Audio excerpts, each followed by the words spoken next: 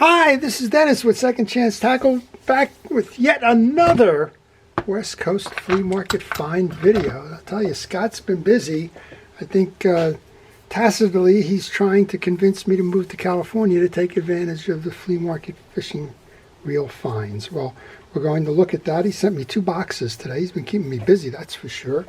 And I'm having a ball reconditioning and going through some of these and using these as video subjects. So if you see anything in here that you like to see a video on, and I can help do that for you, well, I'll be happy to do that. And if there's something in here that maybe I've done a video on already, I'll point you in my library.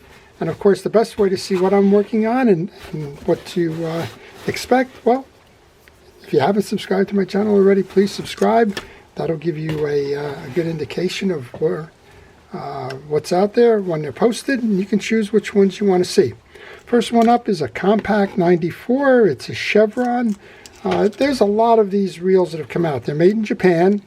They're compact. I'm not sure if they were the primary manufacturer or the secondary manufacturer, but there's been an awful lot of these that have come and been done over time. Here's a Compact Interceptor, for example. It's a bigger version of their reels, but I think this might be one from Omori, but I could be wrong. And I'm going to check my library, see if I've done anything close to this. If I haven't, I'll certainly do a video there on that reel. Scott finds these very inexpensively, and that's a good way to put that, I guess. It's been $5, $10, $15 maybe he's paying for a lot of these. So I would encourage you, if you're looking for older reels, if you're looking for the experience and trying to find the videos or how to take these apart or how to make them work, well, go to a flea market. That's a good place to start.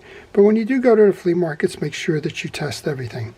Well, I know Chris already knows what this reel is. This is the Roddy-Matic. It's the 902, maybe. Nice reel. I want to see where this one was made. Japan. This is a Japanese-made one. This one's... I'm going to find out why that's making noise. It may just be that it's tired and needs some lubrication, or it may be that there's more going on there. I'm going to guess dried grease. All right.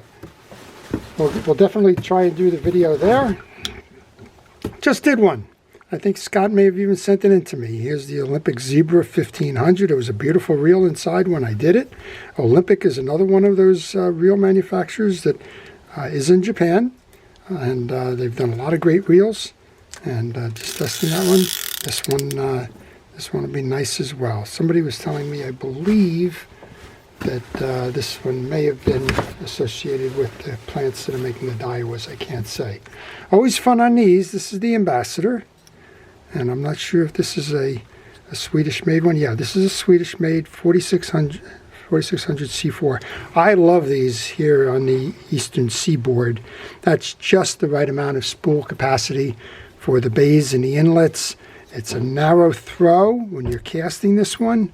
And when you're casting that spool line guide, doesn't have to travel far, so you're getting less resistance on the outbound side of your cast. So I like these. They got the right size, particularly with braid now. It's a good reel to have. I love them, and I use them all the time. We'll do a video on that one. I don't think I've had that one in there. I think Scott is also keeping the paper towel companies busy. All right, here's a Shakespeare 2062. I believe we just did a video on that. And I would have bet, even before I tried to turn the handle, that the issue with this is going to be dried grease, and it certainly is. If you're at a flea market and you find that the handle doesn't turn, don't force anything. If you want to try one thing, try turning the rotor to see if the handle moves, and you can see there's a little bit of movement in that handle as I turn the rotor.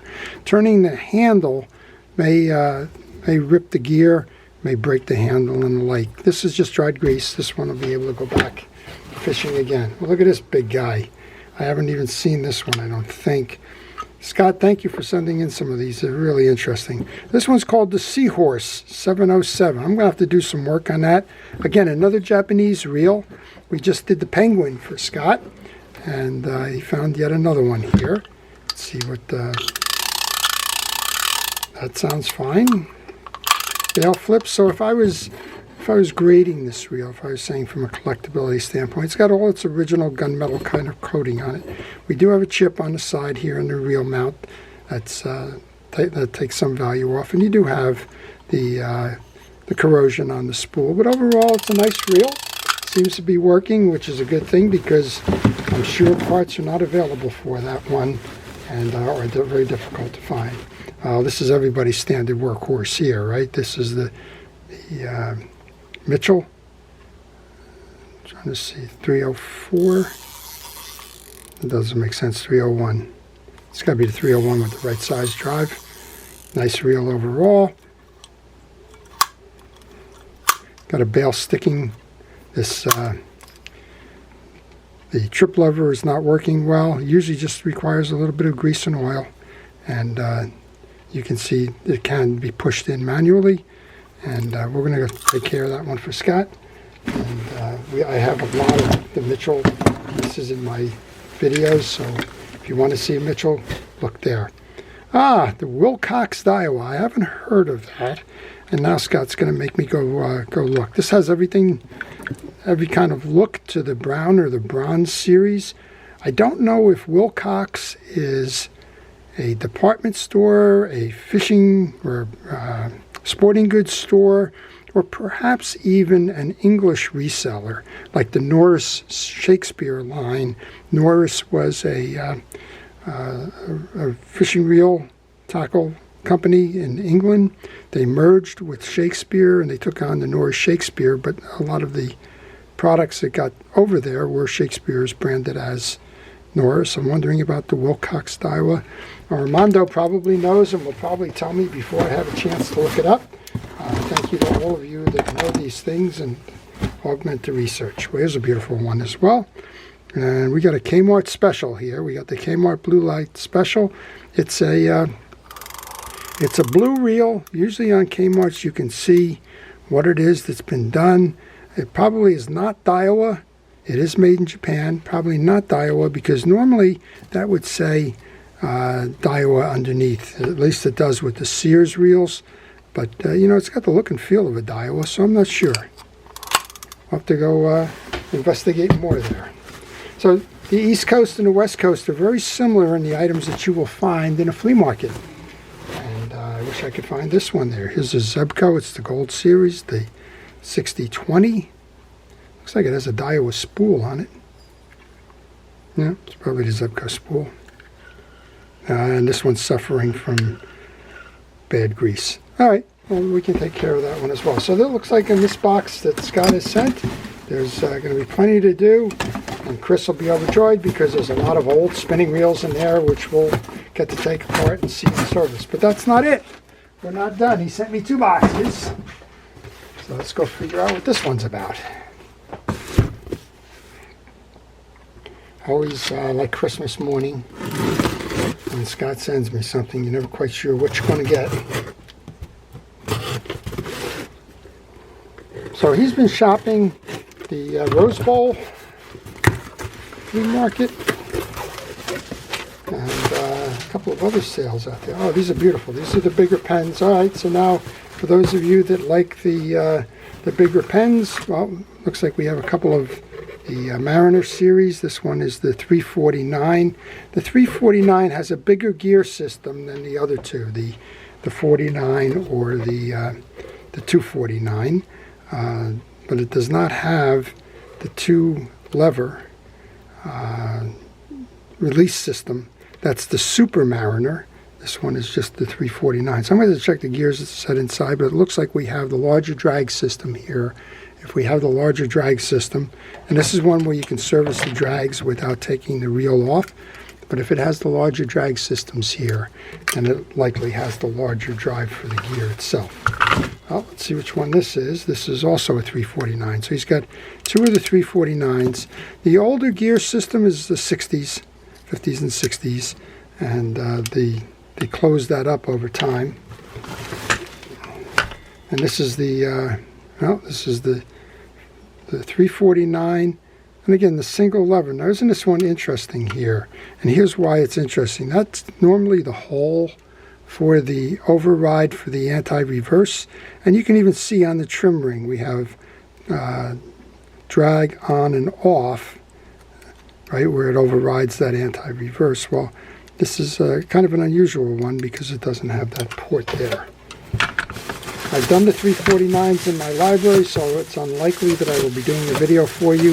But if you have a 349 and you would like to see it, then by all means, please let me know, and I'll try and direct you if you can't find it.